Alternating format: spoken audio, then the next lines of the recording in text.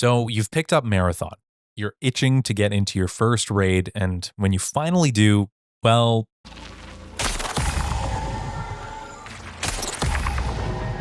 don't worry. This is going to happen a lot, and that's okay. I got some comments on my last video asking for more Marathon content, and I thought, what better way to start than with a beginner's guide?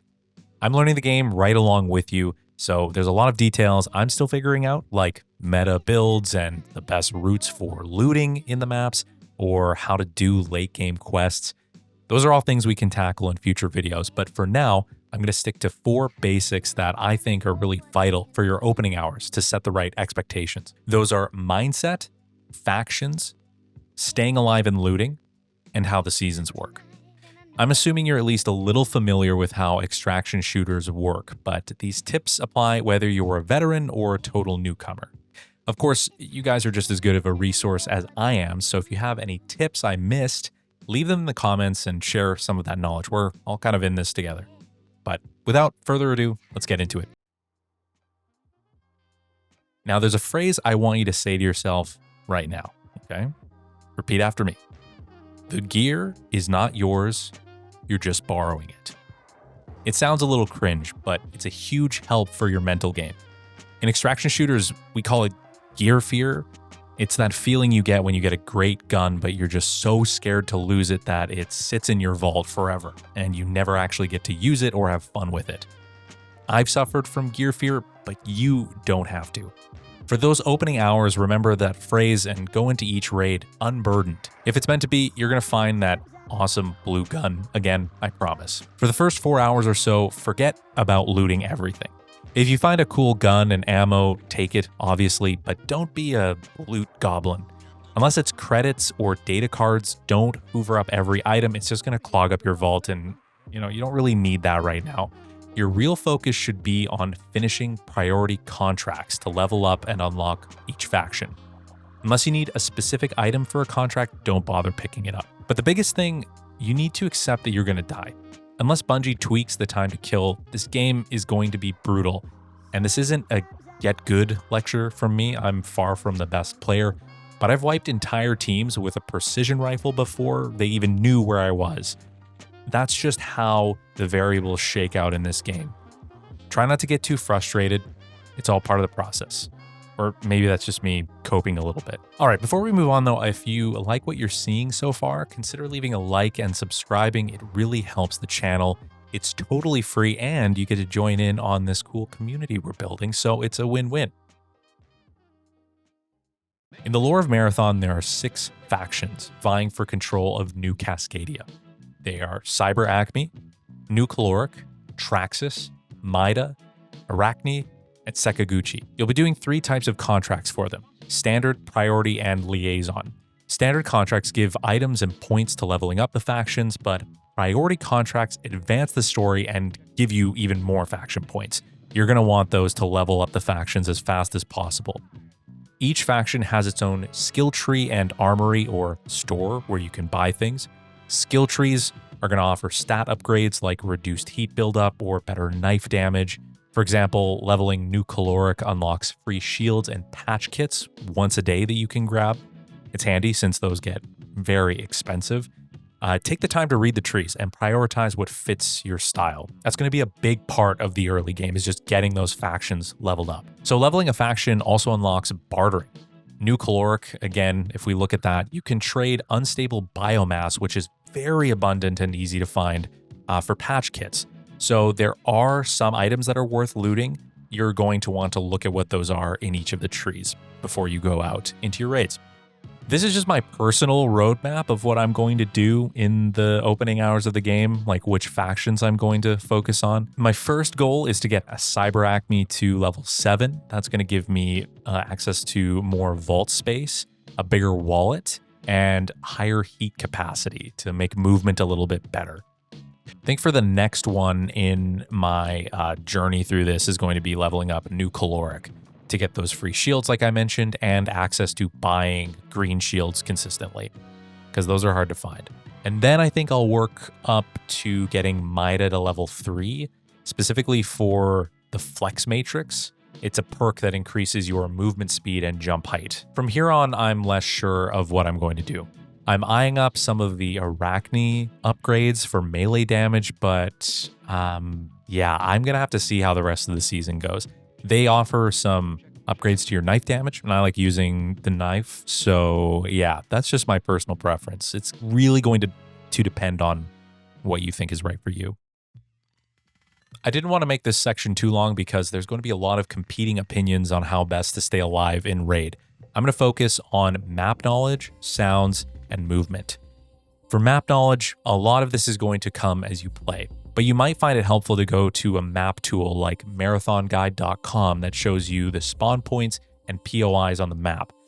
This is a community resource, and I'm not endorsing this one over any of the other ones that pop up, but yeah, just go to a map tool like this. There's probably a few already made. So now that you're looking at the map, let's say Dire Marsh, for example, you can see all of the spawn points here. And what I want you to imagine is how players might flow through the map. Take this spawn near AI uplink. If a team spawns there, they might make a beeline for complex, or maybe they cut wide and go to maintenance, or they just loot at AI uplink and then move on. Let's say you spawn outside of complex, separate from that. Then you loot it and you start moving towards uplink. If you understand in your mind that there is a spawn point at AI uplink, it's probably safe to assume that you'll run into a team somewhere here, kind of in between the POIs. On the other hand, if you get to uplink and it's looted, you may have a chance to stalk the other team that spawned there to maintenance or to algae ponds, if you play it right. I'm sorry if this seems like a no-brainer type of advice, but it can get kind of overwhelming when you drop in there, and it's just good to keep this map in mind and have a mental map of this when you're in Raid. It'll become second nature after a while. That was a big part of Tarkov, was thinking, okay, I spawned here. There are all of these other potential spawns. What way do players most likely go once they spawn? Don't stress too much. Just keep playing and you'll figure these things out. All right, so sound. Sound is everything in this game. Just like Hunt Showdown. Everything you do in this game is going to create a sound. Running, jumping, sliding, mantling, shooting, looting. It's all going to give your position away. Other teams are going to use that to hunt you. The sound propagation isn't perfect, but if you take a second to listen when you're in a building, you can pretty much tell exactly where someone is and what they're doing at any given moment. You're going to maximize your chances of hearing someone by taking your time as you move around an objective and periodically pausing to listen. When you're solo, this is pretty easy. But as a group, you're going to want to train yourselves to call out footsteps and immediately freeze and listen. So just decide on that as a group. Pick a word. It could be steps, and then everybody pauses. It could be banana. I don't know. It doesn't matter, but just have that mindset as a team. When you hear footsteps, stop what you're doing and listen, and then coordinate on where you think the sound is coming from. Now, when you're dealing with AI, your first instinct might be to end the fight as soon as possible by shooting them.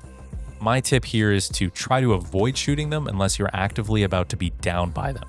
So use your melee, hide an event, run away, pop smoke on them to break their aggro. Yeah, they're going to make a decent amount of noise from aggroing you, but it won't tell another team your exact position like a gunshot would.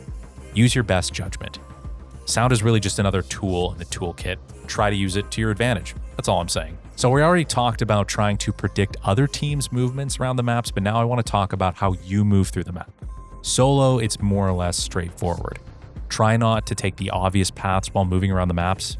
POIs in this game are built for multiple entry points, so use that to your advantage by circling around a POI before entering or doubling back after a fight to flank a person or a team. And once you get to know them really well, get in the habit of knowing the nearest exit. These POIs are massive and multi-layered, so you can easily disengage from a fight and hide if you have to. And don't be ashamed of that. While you're moving through the open, try not to silhouette on a hill. And by silhouette, I mean don't stand at the top of a hill where it's going to be easy to pick you out amongst the foliage. And don't just stand still against like brightly colored surfaces. That seems like self-explanatory, but you never know. Dire Marsh is really bad for this, I noticed. At certain times in the day, you can be completely blinded by the sun. and then completely lit up for everyone else around you to see. So just be aware of that. Above all else, though, make sure you move deliberately. Don't hang around in a place too long unless you need to be there. And if you're going to move across an open space, make sure you know what building you're moving towards or cover that you can use if you get shot at. Now, as a squad, it's a little bit different. Different in that you're going to be way louder by default because obviously there's 3 of you. In this case, just try to be aware of how much noise you're making and try not to get separated from your teammates. A useful strategy I found playing with a squad was to travel as one pair and then have another person hanging out either a little bit behind or ahead of you. So think about it this way. You and one person are going to be traveling in a pack, and then out to the side, you're going to have like somebody with a precision rifle or a sniper rifle that can cover you if you get into a fight. Most of the time, the other team is not even going to be looking for that third person. The scout or whatever you want to call them, that like third sort of roamer person, they need to be somewhat smart that they don't move too far away from the pair and then get like caught flat by another team. But it's not that hard. Just communicate. My advice might change on Outpost or Cryovault because I don't know how those maps are laid out.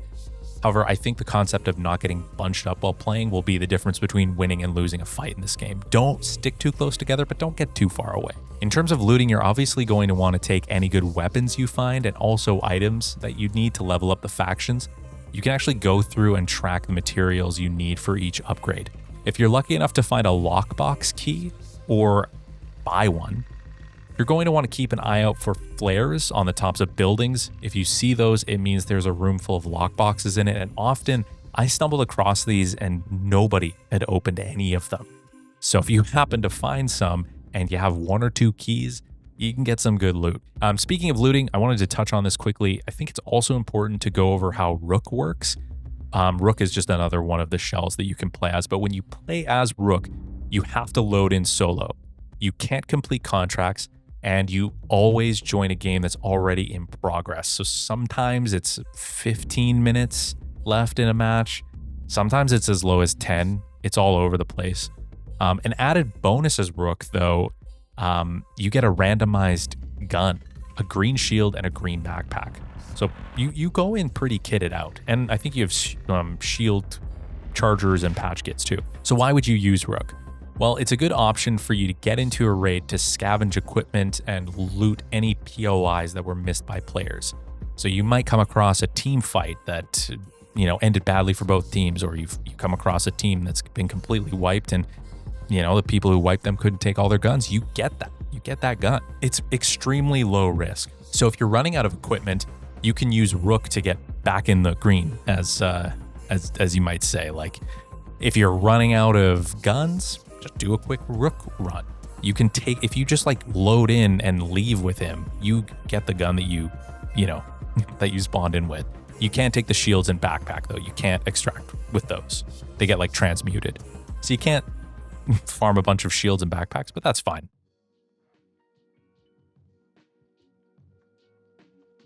All right, so on to seasons. From what Bungie has told us, they're really pushing for seasons to be like chapters of the story of Marathon, and they're each going to have their own narrative arcs. Each one is going to last about 3 months. It's going to bring in fresh content, new playable shells, new gear, new zones, and new events. Bungie's been very upfront that all the new content will be free for all players, which is a great choice. Each season will end with a wipe, and for those who are new to extraction shooters, a wipe is basically a progression reset. In the case of Marathon, this means pretty much everything resets at the beginning of a new season. Your vault, your faction progression, your player level, it all goes back to 0 for everyone. I'm guessing that means we get a whole new set of faction quests to complete in the new season, but we'll have to wait and see. It'd be weird if they made us redo all the ones from last season and then do new ones. If you aren't familiar with this concept, it can seem a little strange. What's the point of it? Bungie has their stated reason for it, but I can offer my perspective as an ex-Escape from Tarkov player. The first thing this does is it levels the playing field. So if you stepped away from the game for a few months, you're not playing catch up with everyone else. Second, it forces players to scrape together kits or use weapons that aren't necessarily meta.